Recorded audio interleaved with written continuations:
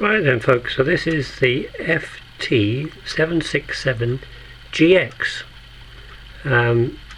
which I have and had for a few years, and I've had various issues, one with the fan and one with the ATU. Now I'm just going to show you this. I've taken it apart because I think you might find it useful if you happen to have one. I've got it all apart, so I'll turn you round. There we go. So at one point, these particular sets are quite renowned, I believe, for having a noisy fan. Well, I've taken the fan out in the end because it was so blooming noisy, rattling all the time, and I've put in a computer fan, and you will see how that goes in perfectly. Now I don't know whether you can get another one of these if you want to do it yourself or not, but it just goes to show what is possible. That goes in there perfectly, and I'll just take this little pin out because I've been running it, and I'll show you the cover. If I can put the cover on it at the same time as hold this, you will see that it fits perfectly in there.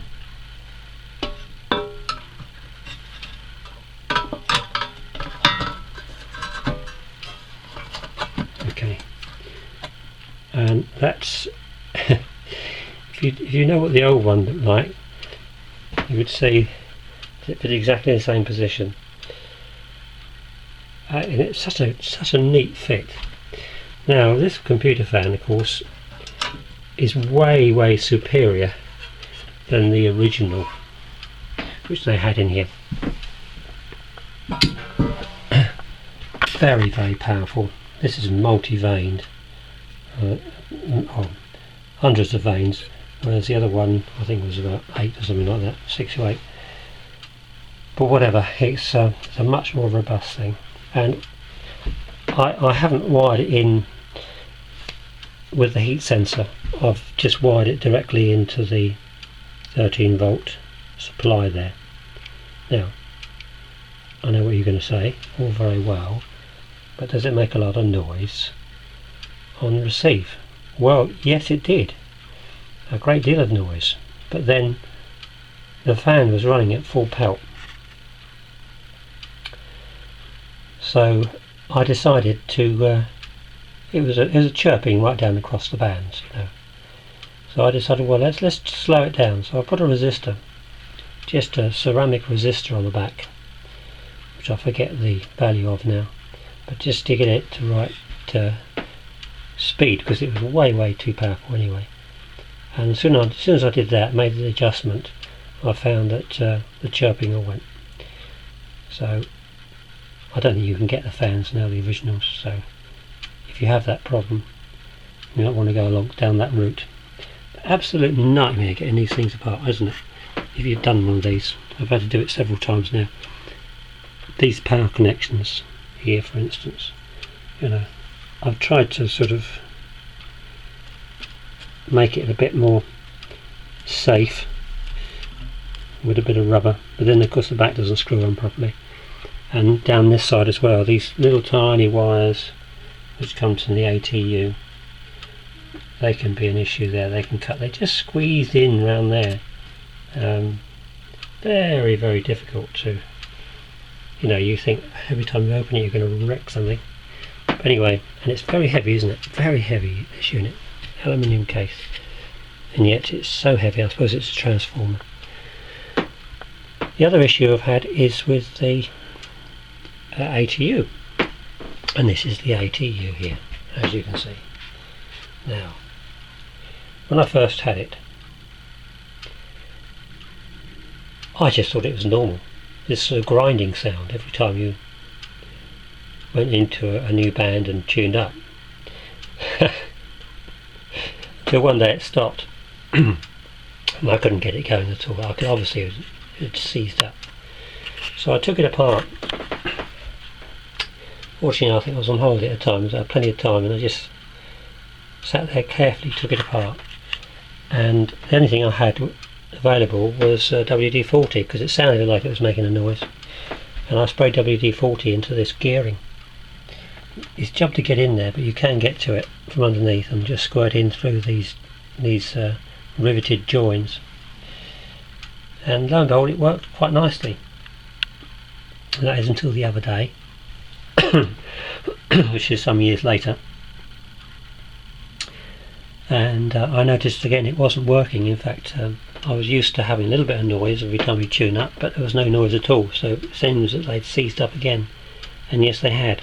So what I've done, I've got in here again, I changed the battery. That wasn't too bad, it was 3 volts, but it should be just over 3 volts, so I've changed that. By the way, I think that little switch is just, I'm not sure what that is, just to turn it off, or turn the memory off or something. Why you'd want to turn the memory off, I don't know, but it doesn't seem to do anything. I'll just put it back on again.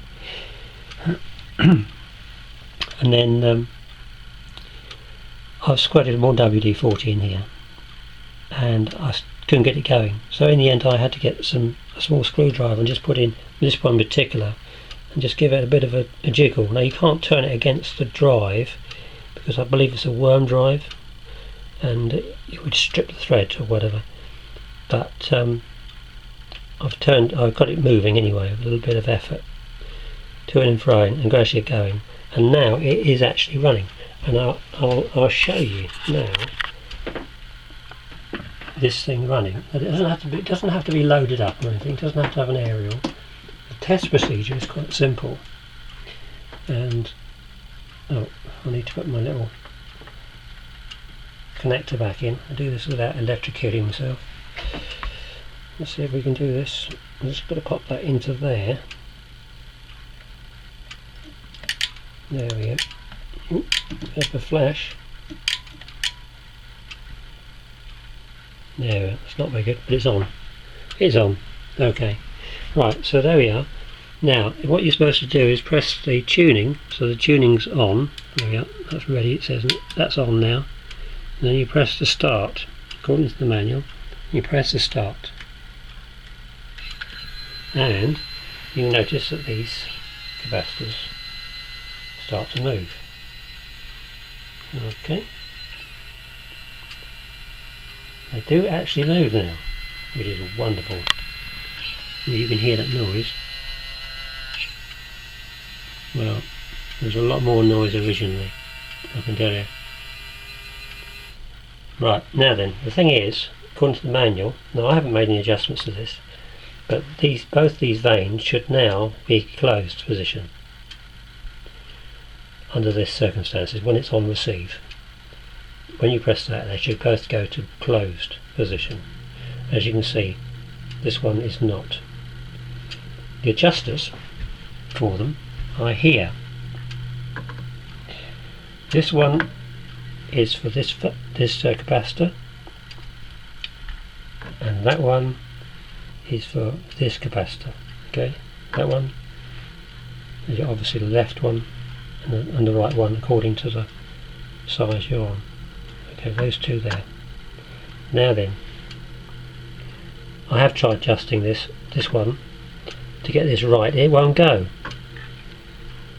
I thought, well, how do they actually work? Well, apparently, by trial and error, I found that you only need to turn this about a quarter of a turn, one way or the other. This is sort of centered in its travel, if you know what I mean, centered in its travel. And when it's centered in its travel, this should be closed, and you can adjust it a little bit this way, a little bit the way, and then the vanes will adjust slightly in or slightly out. When I try to do with this one, very little happens. It goes all haywire, and we never get it centered. So somehow this appears to have slipped on its cogs. I don't know. How does it happen? Now, has it chewed the cogs up? I don't know.